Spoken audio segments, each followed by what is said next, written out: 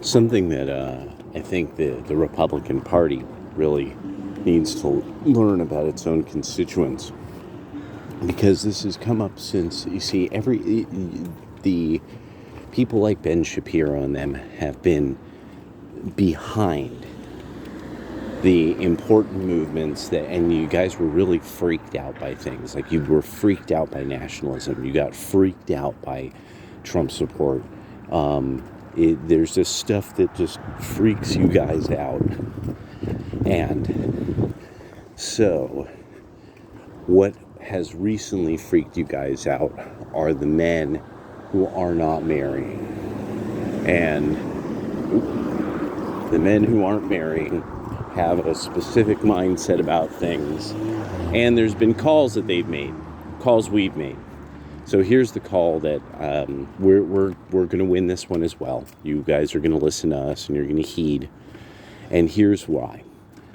There was a psychologist who recently spoke to, it was one of the shows, Fresh and Fit.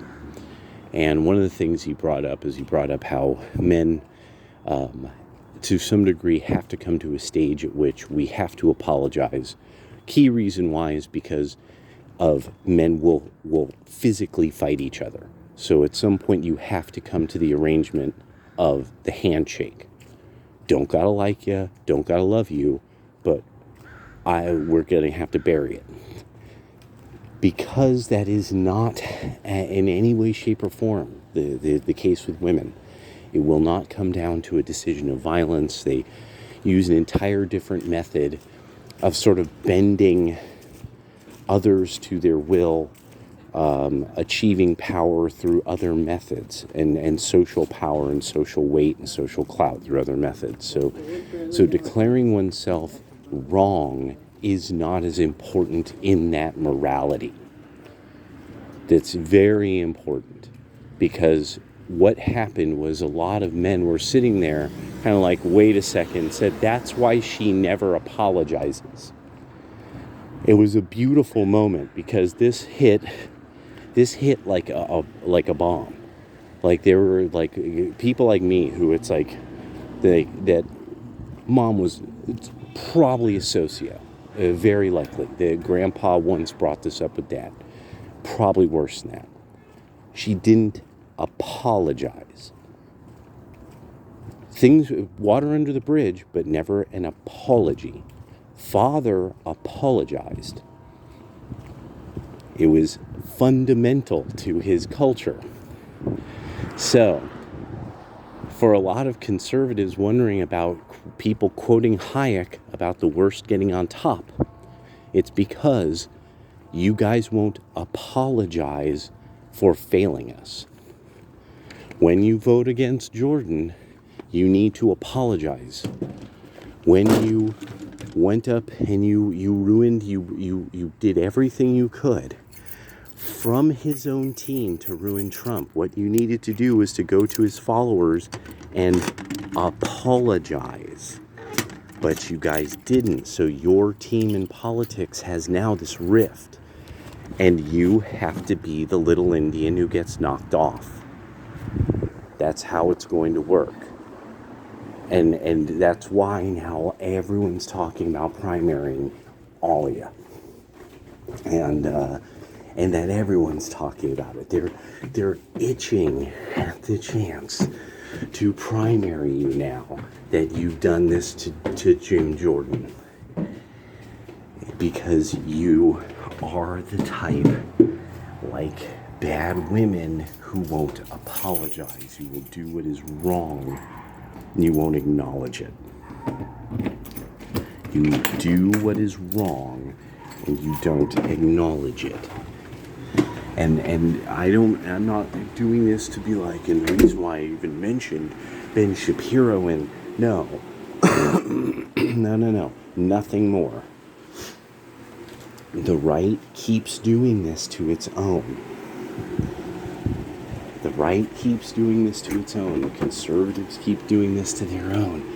You keep setting it up so that at some point you're set up in a way that it's like, okay, so you're going to apologize for like coming after, being like okay with coming after people, being, the January 6th is this, like January, the fact that you guys are not doing anything about January 6th speaks volumes about the kind of people you really are in Republican leadership.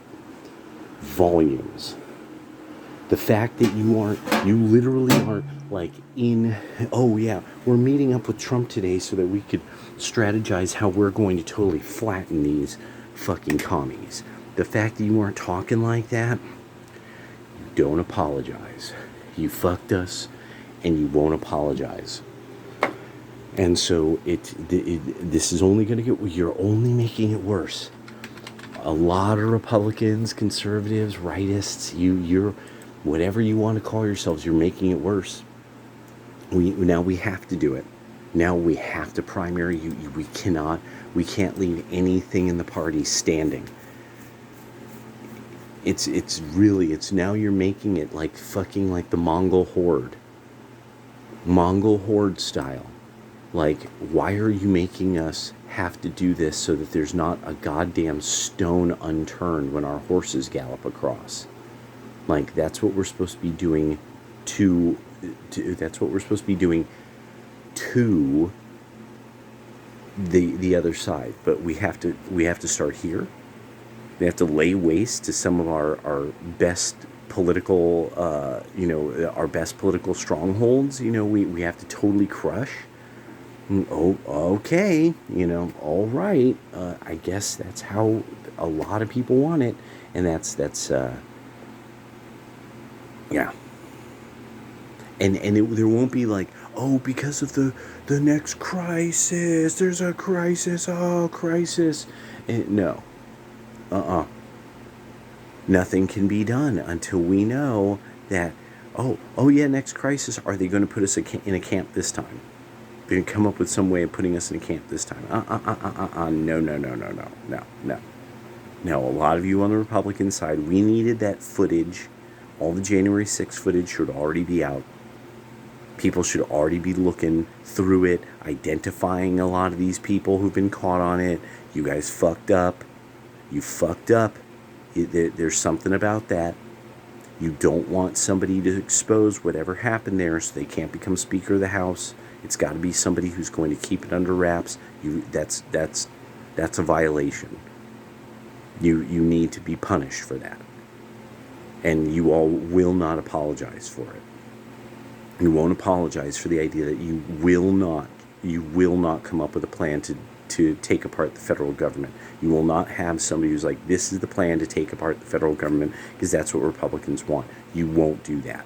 You won't do that, and you should be punished for it. You should, there should be somebody in there who says, I want to personally apologize because these are the things that people want, and we are absolutely in no way, shape, or form even beginning to discuss these things.